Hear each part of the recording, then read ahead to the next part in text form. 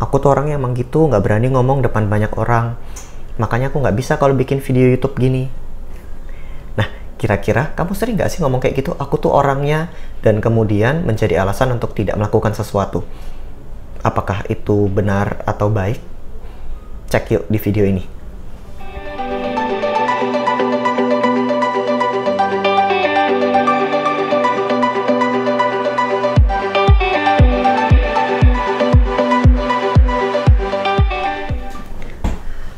Halo semuanya, kembali bersama saya Dr. Jimmy Ardian, spesialis kedokteran jiwa dari Siloam Hospital Bogor. Hari ini kita akan bahas sama-sama soal aku tuh orangnya. Saya sering mendengar kalimat-kalimat semacam ini, baik dalam percakapan sehari-hari ataupun di ruang praktek, yang mencoba menjelaskan tentang diri sendiri. Aku tuh orangnya pemalu, aku tuh orangnya nggak bisa kalau ngomong depan banyak orang, aku tuh orangnya emang nggak bisa buat matematika, misal. Aku tuh orangnya emang nggak pinter bahasa Inggris, aku tuh orangnya emang and so on. Banyak sekali usaha manusia untuk menjelaskan tentang dirinya. Hal ini sebenarnya bisa sekali dimengerti karena sebagian besar di antara kita memang terus-menerus untuk berusaha memahami diri sendiri ya. Dan kemudian dalam usaha memahami itu kita menempatkan label-label tertentu untuk diri kita. Saya orangnya lebih pandai matematika daripada bahasa. Saya ini anak IPA lebih daripada IPS, ataupun sebaliknya. Sebaliknya, saya ini orang yang lebih mengerti sosial daripada sains, dan begitu seterusnya. Kita menempatkan label demi label ke diri sendiri dalam usaha untuk memahami diri sendiri. Sebenarnya nggak masalah sampai situ. Tidak masalah sama sekali dalam usaha untuk memahami diri sendiri. Yang menjadi masalah adalah bagaimana jika label yang kita gunakan untuk diri sendiri sebenarnya tidak terlalu tepat dan menjebak diri kita karena label tersebut. Bagaimana jika selama ini label yang kita tempatkan itu tidak sepenuhnya benar, dan bahkan label yang tadi kita tempatkan yang tidak sepenuhnya benar menjadi memenjarakan kita karena kesalahan penempatan label. Maksudnya gimana? Maksudnya gini. Apakah kalimat saya ini orangnya pemalu, tidak bisa bicara depan umum adalah kalimat yang tepat? Apakah pemalu dan tidak bisa bicara di depan umum adalah label individu atau keadaan emosional? Bagaimana jika kita bukan tidak bisa bicara di depan umum, bukan seorang pemalu, tapi sedang merasakan malu, dan saat ini belum memiliki kemampuan untuk bicara di depan umum? Bagaimana jika itu sebenarnya bukan diri kita, tapi memang keterampilannya yang belum ada? Memang kondisi emosionalnya saat itu demikian. Dan kondisi emosi, keterampilan, pengetahuan, itu tidak sepenuhnya menggambarkan diri secara personal. Tidak sepenuhnya menggambarkan saya secara keseluruhan. Misal, jika saya sedang sedih, apakah artinya saya orangnya sedih? Enggak, ya saat itu lagi sedih. Ya di lain waktu bisa ada perasaan lain. Misal, saya orangnya pemalu. Apakah memang 24 jam dalam sehari, 7 hari dalam seminggu, 30 hari dalam sebulan, saya pemalu? Kan enggak. Ada momen di mana saya malu, ada momen di mana saya percaya diri. Pemalu itu bukan identitas. Pemalu adalah keadaan emosi yang kebetulan saat itu malu. Tidak bisa bicara di depan umum. Apakah itu identitas? Bukan, itu bukan identitas, itu adalah keterampilan yang kebetulan belum dilatihkan, atau yang kebetulan memang pada kesempatan tertentu mengalami kegagalan sehingga malu dan tidak berani lagi untuk bicara di depan umum. Itu mungkin saja, tapi itu pun bukan identitas. Pemalu tidak bisa bicara di depan umum, itu bukan diri kita. Kebetulan kita mengidentifikasi diri menjadi sosok yang demikian, sehingga kita terlanjur percaya, aku orangnya pemalu, aku orangnya nggak bisa bicara di depan umum. Walaupun sebenarnya bukan diri kita, kita terlanjur percaya. Iya ya, aku pemalu. Menariknya, karena kita percaya demikian, karena kita percaya bahwa saya pemalu, saya tidak bisa bicara di depan umum, kepercayaan kita ini kemudian berlanjut kepada perilaku. Karena saya terlanjur percaya saya pemalu, saya berperilaku seakan saya pemalu. Saya nggak berani ketemu depan orang, saya nggak berani mencoba maju di depan umum, saya nggak berani untuk show off, bahkan saya nggak berani untuk belajar, growing, menjadi seseorang yang bukan pemalu. Karena saya terlanjur percaya, itu identitas. That's me. Saya emang pemalu. Sebaliknya juga, saya tidak bisa bicara di depan umum karena saya terlanjur percaya itu adalah diri saya. Saya berperilaku sesuai dengan yang saya percayai. Saya percaya bahwa saya nggak bisa bicara di depan umum, sehingga perilaku saya menunjukkan apa yang saya percayai. Saya tidak mencoba, saya tidak belajar, bahkan secara buku, teks, atau menanyakan, atau mencoba, atau simulasi dulu di depan 1 atau 2 orang, dan kemudian baru melebar ke 10, 11, 50, dan lain sebagainya. Tidak. Karena saya tidak yakin itu saya. Tepatnya bahkan saya yakin itu bukan saya. Saya emang orangnya nggak bisa.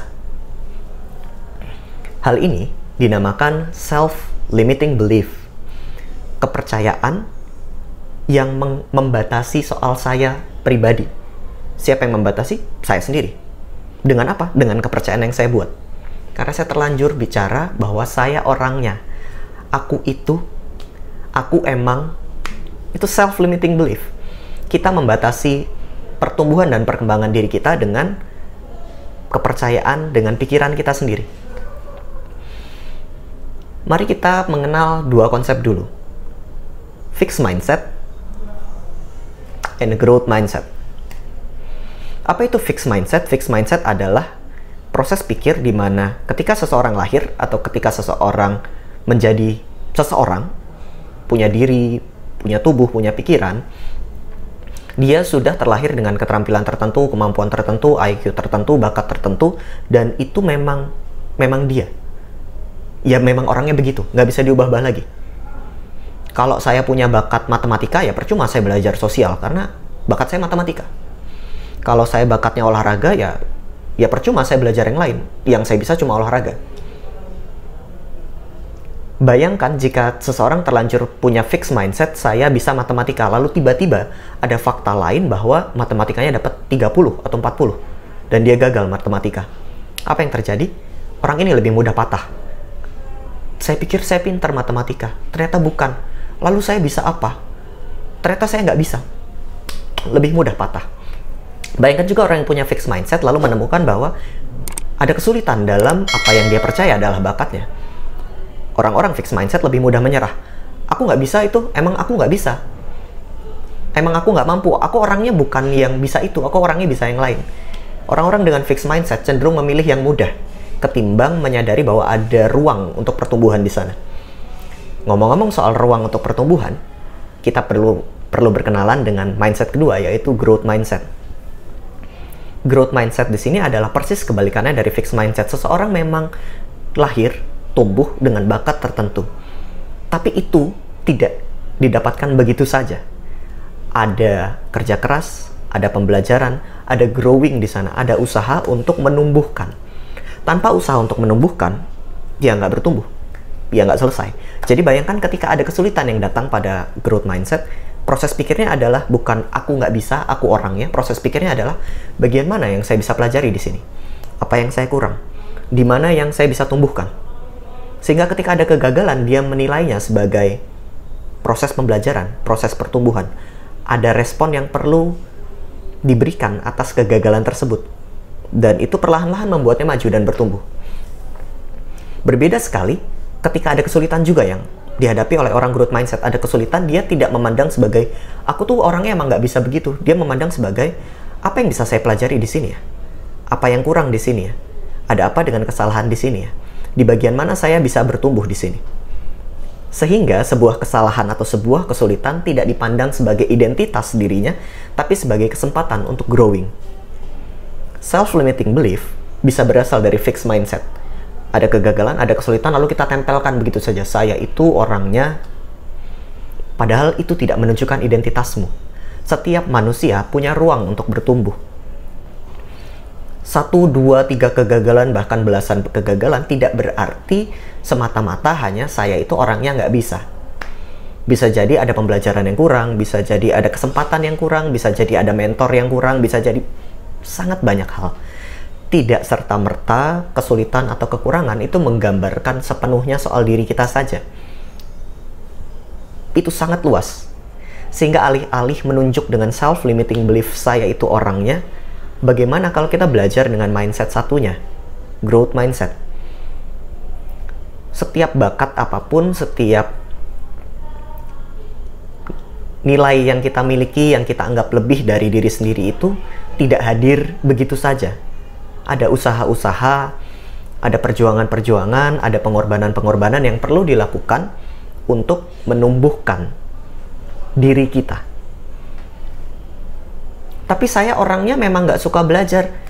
Lagi-lagi itu bukan orangnya. Lagi-lagi itu adalah excuse yang kita buat. Karena fixed mindset. Memang mengakui diri kita penuh dengan lubang dan perlu terus-menerus belajar itu tidak mudah. Sama sekali tidak mudah untuk mengakui bahwa ada ruang untuk pembelajaran dan saya perlu terus-menerus bertumbuh. Enaknya ya IQ saya sekian, ya saya pinter. Fix, selesai. Enaknya adalah saya mampu X, saya pandai X, ya udah itu aja, yang lain nggak usah. Itu mudah. Tapi kenyataannya dunia tidak demikian. Dunia menyediakan ruang untuk bertumbuh bagi diri kita. Mari kita awasi baik-baik ketika ngomong saya itu orangnya. Saya itu orangnya apa? Jangan-jangan ketika kita ngomong saya orangnya, saya emang, itu bukan kita mengidentifikasi diri. Tapi kita sedang terjebak pada fixed mindset, pada self-limiting belief. Kita percaya sesuatu dan itu menghambat kita untuk maju. Yuk cek. Coba gunakan kalimat saya orangnya sebagai bentuk identifikasi yang lebih baik. Saya orangnya perlu belajar dalam hal apa? Saya orangnya sedang cemas saat ini. Bukan berarti saya pencemas terus-menerus ya, saat ini kebetulan saya orangnya lagi cemas. Maka saya perlu belajar untuk melangkah sekalipun cemas, untuk bertumbuh di dalam cemas.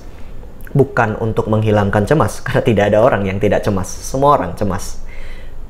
Bagaimana kita mengevaluasi diri, mengevaluasi self-limiting belief, tidak kalah pentingnya dengan mengenali diri.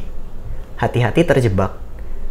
Kita menganggap itu mengenali dan tahu diri sendiri, ternyata kita sedang membatasi diri sendiri. Jangan batasi dirimu untuk bertumbuh. Kamu punya banyak ruang. Demikian dari saya, Dr. Jimmy Ardian, spesialis kedokteran jiwa. Terima kasih.